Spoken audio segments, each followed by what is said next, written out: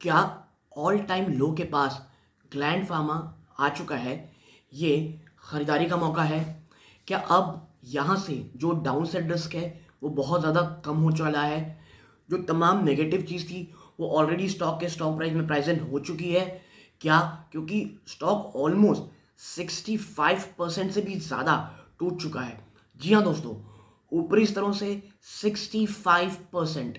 और खास करके रिटेल निवेशक दो चीज़ों के लिए स्टॉक में सवाल पूछ रहे हैं लगातार। पहला, क्या इन स्तरों पे एवरेज किया जा सकता है? दूसरा, क्या फ्रेश बाइंग की जा सकती है?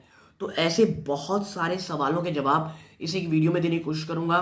स्टॉक में निवेशित हैं, निवेश की सोच रहे हैं, मुझे लगता है दोनों ही सूरत हाल में ये वीडियो आपकी काफ़ी हद तक काम आ सकती है दोस्तों। सबसे पहले डिस्क्लोजर दे दूं कि मेरी या मेरी फैमिली मेम्बर की स्टॉक में इन्वेस्टमेंट हो सकती है। ये वीडियो प्योरली एजुकेशन पर्पस के लिए है। आप कोई भी पोजीशन बनाएं इससे पहले वित्तीय सलाहकार की सलाह लीजिएगा।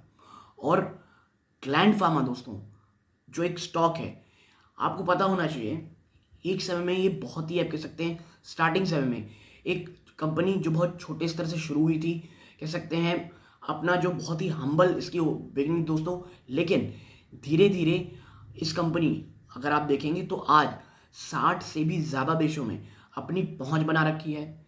जेनरिक इंजेक्टेबल में one of the world's biggest company है।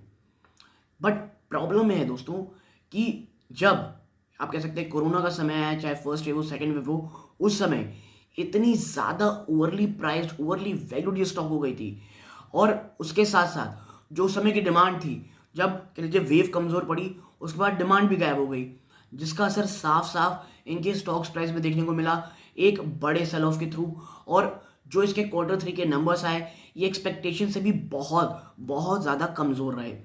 तो ये तमाम सिनेरियोज मिलकर के दोस्तों एक बड़ा सेल ऑफ पैदा किए, और ये इतनी बड़ी सेल ऑफ थी कि आप देखेंगे तो स्टॉक 65% से भी ज़्यादा टूटा दोस्तों।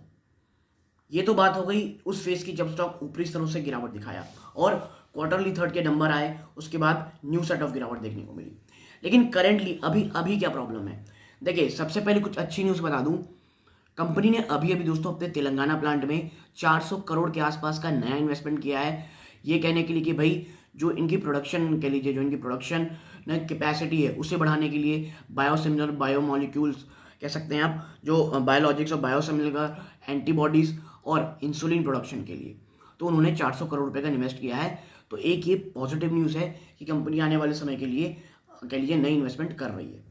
और दोस्तों एक चीज़ याद रखिएगा, gland pharma is a rich company. जब मैं रिच कहता हूँ, ये बहुत ज़्यादा कैश रिच कंपनी है।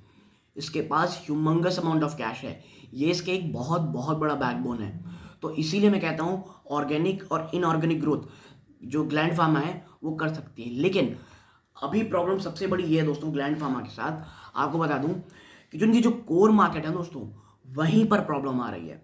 ठीक है, अगर आप देखेंगे तो जो production delay in core market, large supply chain issues and below expectation performance in Q3 results, ये जो तीन चीज़ें दोस्तों, ये सबसे बड़ी प्रॉब्लम है अभी ग्लैंड फार्मा के लिए। जो प्रोडक्शन डिले हो रहे हैं कोर मार्केट में, जो सप्लाई चेन इशू है जो कि बहुत बड़े इशू है दोस्तों, ये बहुत लार्ज सप्लाई चेन इशू है, ये भी एक बहुत बड़ा प्रॉब्लम है ग्लैंड फार्मा के लिए।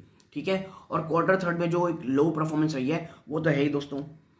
और इससे भी सबसे बड़ी परफॉर्मेंस, जो सबसे बड़ी प्रॉब्लम है, जो सिर्फ ग्लैंड फार्मा ही नहीं, जो पूरी की पूरी फार्मा इंडस्ट्री फेस कर रही है, वो है यूएस जेनरिक में प्राइसिंग प्रेशर। और ग्लैंड फार्मा से बहुत ज़्यादा वनरेबल इसलिए है क्योंकि एक बहुत बड़ा चंक ऑफ रेवेन्यू इनका यूएस से आता है। तो यूएस में जो लगातार प्राइसिंग प्रेशर, और ये क्यों है जेनरिक में, मैंने आपको मेरे ख्याल से पिछले हर एक वीडियो में जो भी मैं फार्मा बनाता हूँ एक बार ज़रूर आपके साथ शेयर करता हूँ कि भाई जो डिमांड है वो उतनी रही नहीं और सप्लाई ह्यूमंगस अमाउंट में है, जिसके कारण प्राइसिंग प्रेशर लगातार बढ़ता चला जा रहा है यूएस कंपनीज में। ठीक है, और आपको आने वाली चीज़ समझाऊं तो तमाम भले ही प्राइसिंग हो चुके हैं स्टॉक प्राइस में दोस्तों, जो इश्यूज है नेगेटिव, प्रॉब्लम ये है कि ऊपरी स्तरों से कह सकते हैं ट्रेंड लाइन में एक वीकनेस देखने को मिल रही है।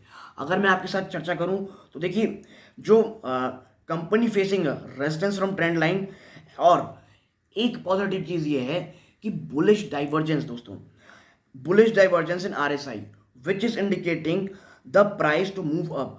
जो RSI में बुलिश डाइवर्जेंस दिख रहा है, ये एक पॉजिटिव सिनेरियो तो दिखा रहा है दोस्तों कि यहाँ से शायद तेजी हो सकती है, लेकिन अक्सर ये ट्रेंड लाइन में एक रेजिस्टेंस फेस कर रहा है। तो जब तक स्टॉक 1340 से 1350 के ऊपर जा करके, जी हाँ दोस्तों, 1340 से लेकर के 1350 के ऊपर जा करके क्लोजिंग नहीं दे देता, तब तक कोई मजबूती या थोड़ी तेजी की चांसेस मुझे कम लगते हैं। हाँ, एक बार ये चीज़ें गई तो मुझे लगता है ग्लैंड फार्मा, एक बार मुझे लगता है थोड़ी स्थिरता, थोड़ी आप कह सकते हैं जो वोलेटिलिटी है वो कम करके एक कह सकते हैं आप जो स्टॉक प्राइस में थोड़ी सी मजबूती आपको देखने को मिलेगी। तो Gland Pharma as a stock आपको समझ में आ रहा होगा कि प्रॉब्लम क्या है। एक तो ग्लैंड फार्मा खुद टेक्निकली वीक हो चला है, दूसरा पूरा का पूरा इसका जो सेक्टर है वो प्रॉब्लम पैदा कर रहा है, और यही कारण है कि आपको इतनी भयंकर गिरावट देखने को मिल रही है। तो ये छोटी सी एनालिसिस ग्लैंड फार्मा के लिए थी। कल मंडे है, कल मुझे लगता है अगर स्टॉक और ज़्यादा गिरता है तो प्रॉब्लम और ज़्यादा सीवियर हो सकती है, बट स्टिल जो ये 1170 से लेकर 1180 है, ये एक बहुत कह सकते हैं आप अच्छा सपोर्ट है। शायद यहाँ से एक बार थोड़ा बाउंस करते हुए आपको ग्लैंड फार्मा ज़रूर दिखा सकता है, लेकिन जो इश्यूज़ हैं, जो रेजिस्टेंस फेस कर रही कंपनी, वो आपके साथ शेयर किया हूँ, और ऐसे ही वीडियोस में बनाता रहता हूँ दोस्तों। तो चैनल को सब्सक्राइब करें, वीडियो अच्छी लगती हो लाइक ज़रूर कीजिएगा। यहाँ तक जुड़े रहे, इस बात का बहुत बहुत धन्यवाद। ये सूर्यकांत है। जय हिंद दोस्तों।